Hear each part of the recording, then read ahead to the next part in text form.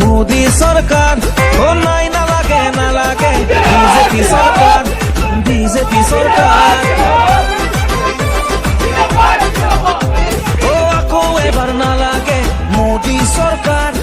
নাই না লাগে বিজেপি সরকার ও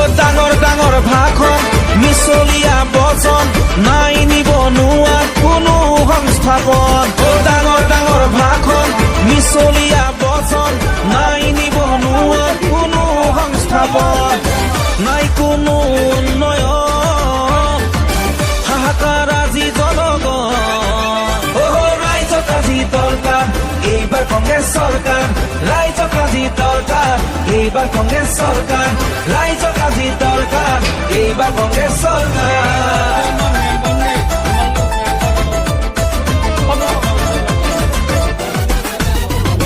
কংগ্ৰেছ আমাৰ আপোন কংগ্ৰেছ ইয়াৰ দাপোন কংগ্ৰেছ আমাৰ সকলোৰে সোণালী সপোন ৰাইজে পাতি দিয়া বিজেপি চৰকাৰ কাঢ়ি নিলে সকলো আমাৰ অধিকাৰ ৰাজপথৰ চিঞৰ বাখৰ হাজাৰ জনতাৰ বিজেপি একা আনিলে লাগিল হাহাকাৰ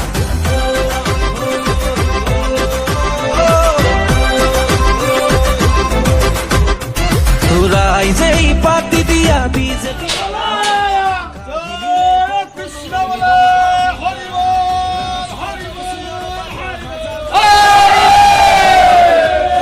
আনি লাগিল হাহাকার ও নাম দিলাম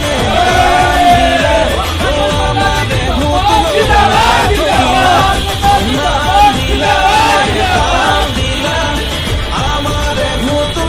আমার কবিলা নাই কোনো উন্নয়ন হাহাকার আজি জনগণ রাইজে যদি মঙ্গল করে জয় করিব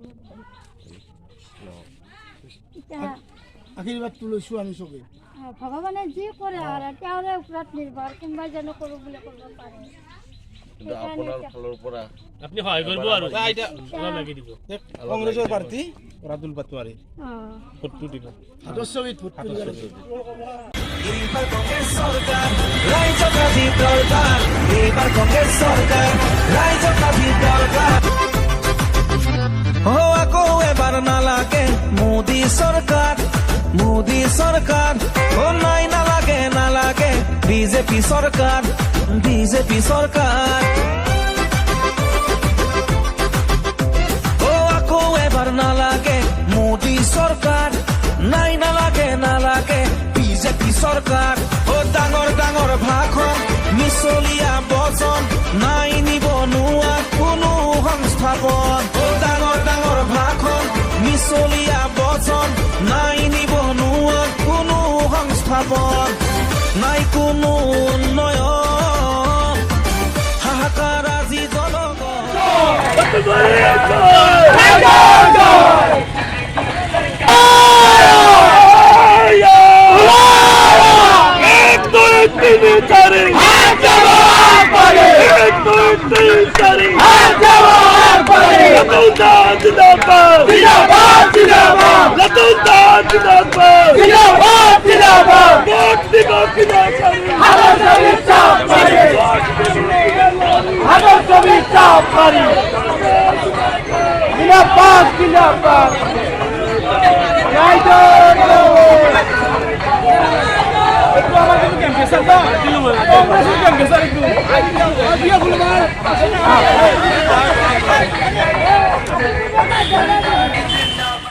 कांग्रेस जिंदाबाद जिंदाबाद जिंदाबाद कांग्रेस जिंदाबाद mister Mansingh studio Ajmer singer Rahul Vaishnav Mohan Ajmer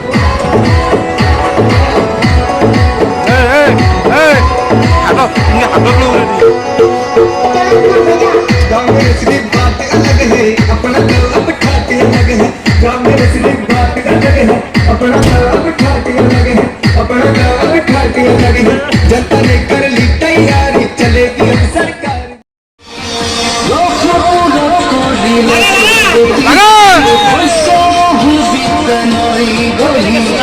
Congress গো গোপী ঘরে ঘরে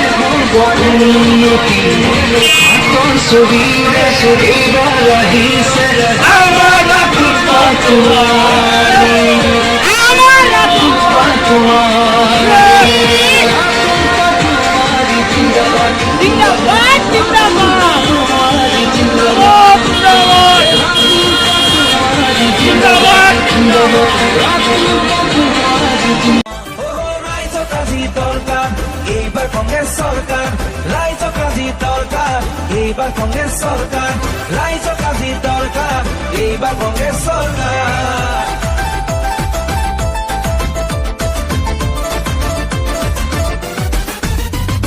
কংগ্রেস আমার আপন কংগ্রেস ইয়ার দাপন কংগ্রেস নমস্কাৰ মই নিজে আজি ধন্য মানিছোঁ সৰু মইদানী গাঁওখনত আহিছোঁ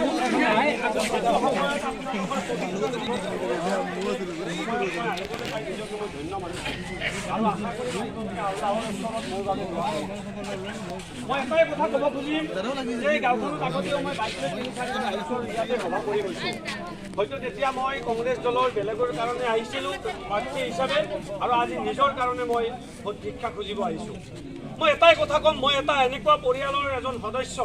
যিটো পৰিয়ালৰ 7টা পুৰুষলৈকে আমাৰ ঘৰত এটা কংগ্ৰেছ দলৰ বা অন্য দলৰ সাধাৰণ পঞ্চায়তৰ মেম্বাৰৰ টিকট লৈও কোনো মেম্বাৰ এজনো হোৱা নাই এটা সৰু পৰিয়াল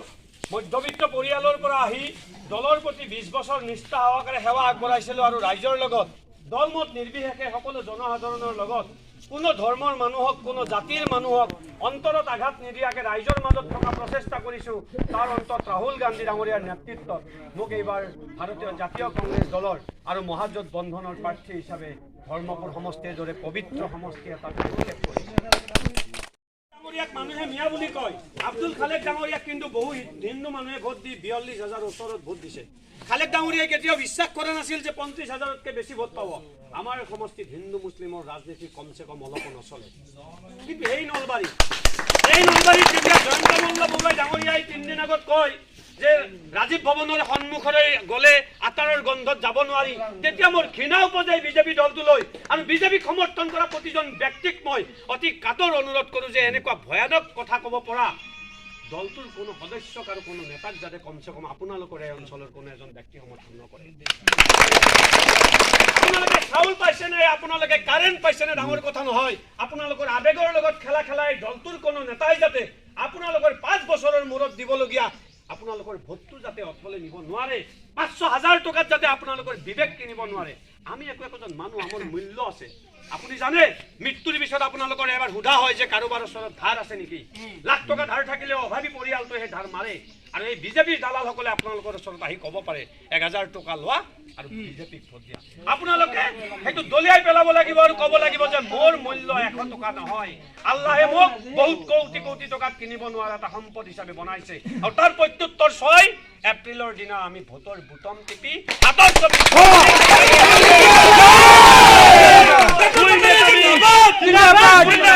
চন্দ্ৰমোহন পাটোৱাৰীক ২৫,০০০তকৈ অধিক ভোটত পৰাস্ত কৰি প্ৰমাণ কৰিম যে সৰু মইবেনী এই গাঁওখনলৈ নহা চন্দ্ৰ পাটোৱাৰীয়ে এই গাঁওখনত যে এইবাৰ এটাও ভোট নাপাব লাগে আহিবলৈ যিটো ৰাস্তাৰে আহিব লাগে মই ভাবো চন্দ্ৰ পাটোৱাৰী ইয়াত কেতিয়াও পদাৰ্পণ কৰা নাই কৰিছে মই কথা দিলোঁ মই নিৰ্বাচিত হোৱাৰ 1 মাহৰ ভিতৰত আপোনালোকৰ এই গাঁওখনত যদি মই নাহো তেনেহ'লে তাৰ যিকোনো পিছৰ নিৰ্বাচনত আপোনালোকে পঞ্চায়ত নিৰ্বাচন হওক MP নিৰ্বাচন হওক নতুবা বিধানসভাৰ নিৰ্বাচন হওক আপোনালোকে কংগ্ৰেছ দলৰ কোনো প্ৰাৰ্থীক ভোট নিদিব আৰু যদি আহো আপোনালোকে প্ৰমাণ আকৌ কৰিব লাগিব যে আমি কথাৰ লগত আমি কথা ৰাখোঁ আজি কংগ্ৰেছে মাত্ৰ 5টা গেৰাণ্টি দিছে যে 200 ইউনিটলৈকে আপোনালোকক আমি কিন্তু প্ৰতিশ্ৰুতি দিয়া নাই বিজেপি কৈছিল টুইন টাৱাৰ দিম বিজেপি কৈছিল আমি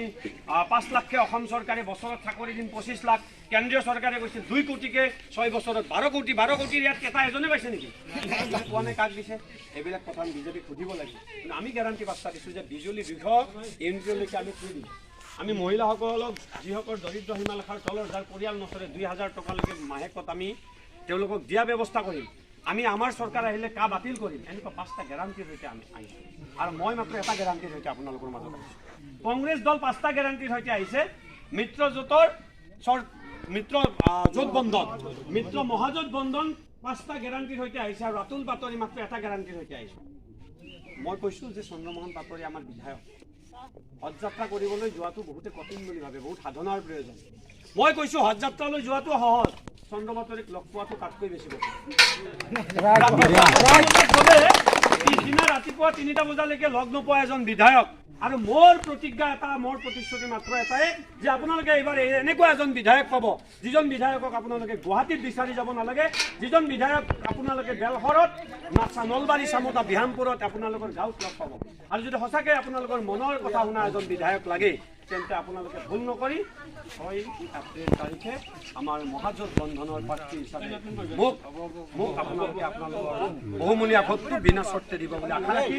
সামৰিছোঁ যদি কিবা ভুল ভ্ৰান্তি হৈছে ক্ষমা মাৰ্জনা বিচাৰিছোঁ জয় হিন্দ জয়